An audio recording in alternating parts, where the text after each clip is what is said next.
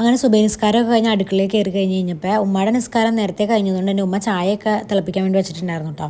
പിന്നെ കിഴങ്ങറി ഉണ്ടാക്കാമെന്നാണ് വിചാരിച്ചത്, പുട്ടും ഉണ്ടാക്കാമെന്ന്. അതുകൊണ്ട് കിഴങ്ങ് വേവിക്കാൻ വേണ്ടിയിട്ട് വയ്ക്കാൻ കേട്ടോ. അപ്പോൾ കിഴങ്ങ് കുറച്ച് മഞ്ഞൾപ്പൊടി ഉപ്പ് ഇട്ടാണ് വേവിക്കാൻ വയ്ക്കേണ്ടത്. പിന്നെ തേങ്ങയൊക്കെ വറുത്തരച്ച് കറി വയ്ക്കാൻ വേണ്ടിയിട്ടുള്ളത്. പുട്ടും കിഴങ്ങറിയും ആ ഒരു കോമ്പിനേഷൻ വലിയ ഇഷ്ടമായിട്ടൊന്നും അല്ല, അവിടെ ആർക്കും വലിയ ഇഷ്ടമൊന്നുമില്ല.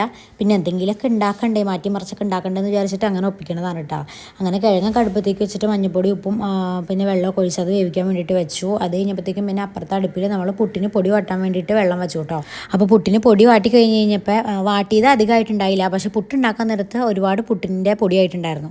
കാരണം എന്താണെന്ന് വെച്ച് കഴിഞ്ഞാൽ പൊടി വാട്ടാൻ വേണ്ടി വെച്ച സമയത്ത് തലേന്നത്തെ ഇടിയപ്പം പിടിക്കാനായിട്ട് മറന്നു പോയിട്ടാണ്. അപ്പോൾ വാട്ടിലും എല്ലാം കഴിഞ്ഞ് കഴിഞ്ഞപ്പോഴാണ് ഇടിയപ്പത്തിൻ്റെ കാര്യം ഓർത്തത്. പിന്നെ ഇടിയപ്പം നമുക്ക് കളയാൻ പറ്റുമല്ലോ. അപ്പോൾ ഇടിയപ്പം ഇതിൻ്റെ കൂടെ പുട്ടിൻ്റെ പൊടിയുടെ കൂടെ പൊടിച്ച് ആണ് കേട്ടോ പുട്ടുണ്ടാക്കണത്. അത് ഇടിയപ്പം ഇതിനകത്ത് ഉണ്ടെന്ന് വരെ തോന്നില്ല, അത്രയ്ക്കും നല്ല അടിപൊളിയായിട്ട് ഫൈനായിട്ട് തന്നെ പൊടിഞ്ഞു വരും. ഇതിൻ്റെ കൂടെ പൊടിക്കണം, സെപ്പറേറ്റ് പൊടിക്കല്ല.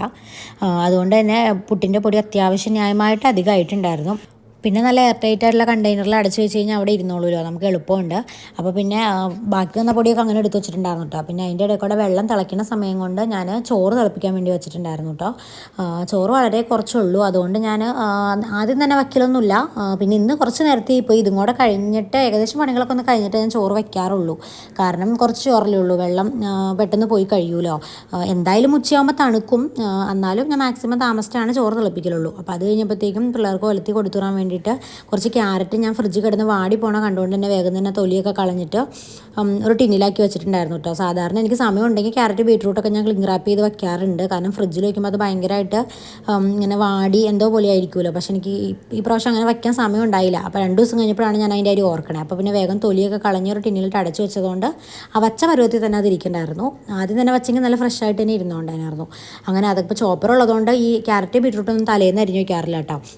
അല്ലെങ്കിൽ അതെല്ലാം തലേന്ന് ഉമ്മ അരിഞ്ഞ് വയ്ക്കും. ഇപ്പോൾ ചോപ്പറുള്ളതുകൊണ്ട് ഞാൻ പറയും രാവിലെ ചെയ്തോളാം, വയ്ക്കേണ്ടതെന്ന് പറഞ്ഞുകൊണ്ട് അങ്ങനെ ചെയ്യും. അപ്പോൾ രാവിലെ എണീക്കുമ്പോൾ ഉമ്മ ബീട്രൂട്ടിൻ്റെ ഒക്കെ തൊലി കളഞ്ഞ് തരാറുണ്ട്, ക്യാരറ്റിൻ്റെയൊക്കെ ആയാലും. അപ്പോൾ ഇത് ഞാൻ തൊലിയൊക്കെ കളഞ്ഞ് ഓൾറെഡി വച്ചേക്കണതായതുകൊണ്ട് പിന്നെ ഉമ്മാക്കൊന്നും ചെയ്യേണ്ടി വന്നില്ല. അപ്പോൾ നമ്മൾ ക്യാരറ്റൊക്കെ ചോപ്പ് ചെയ്തിട്ട് പിന്നെ അതിനകത്തേക്ക് പച്ചമുളകും ഉള്ളിയൊക്കെ അരിഞ്ഞിട്ടു. പിന്നെ അത് ഒലത്താൻ വേണ്ടിയിട്ട് ചീഞ്ചിട്ട് വെച്ചു കേട്ടോ. സത്യം പറഞ്ഞാൽ ഇവിടെ ക്യാരറ്റ് മാത്രം കൊടുത്തു വിടുന്ന പിള്ളേർക്ക് ഒട്ടും ഇഷ്ടമല്ലായിരുന്നു കേട്ടോ. പക്ഷേ ഇപ്പോൾ കുറേ ദിവസമായി ക്യാരറ്റ് ഒലത്തിയത്, അതുകൊണ്ട് തന്നെ വളരെ കുറച്ചേ ഉണ്ടായിരുന്നുള്ളൂ, 3-4 ഉണ്ടായിരുന്നുള്ളൂ. ഞാൻ ഒലത്താനായിട്ട് വാങ്ങിച്ചതല്ല, വേറെ എന്തോ സാലഡിന് എന്തോ ചേർക്കാൻ വേണ്ടിയിട്ട് വാങ്ങിച്ചതിൻ്റെ ബാലൻസ് ഇരുന്നതാണ്. അപ്പോൾ അതെടുത്ത് ഒലത്തി കുറേ ദിവസങ്ങൾക്ക് ശേഷം വളരെ കുറച്ച് ഒലത്തിയതുകൊണ്ട് ഭയങ്കര ഇഷ്ടപ്പെട്ടു കേട്ടോ. പിന്നെ രാത്രി വന്ന് ചീഞ്ചട്ടിയൊക്കെ വടിച്ച് കൂട്ടിയത് കഴിക്കലായിരുന്നു ചോറിൻ്റെ കൂടെ. അതല്ലെങ്കിൽ ഞാൻ ഇപ്പോൾ ബീട്രൂട്ടിൻ്റെ കൂടെ മിക്സ് ചെയ്ത് ക്യാരറ്റ് ഇട്ടാൽ തന്നെ അത് കഴിക്കാണ്ട് വരും. അതല്ലെങ്കിൽ ബീട്രൂട്ട് ഭയങ്കര ഇഷ്ടമായിരിക്കും കേട്ടോ.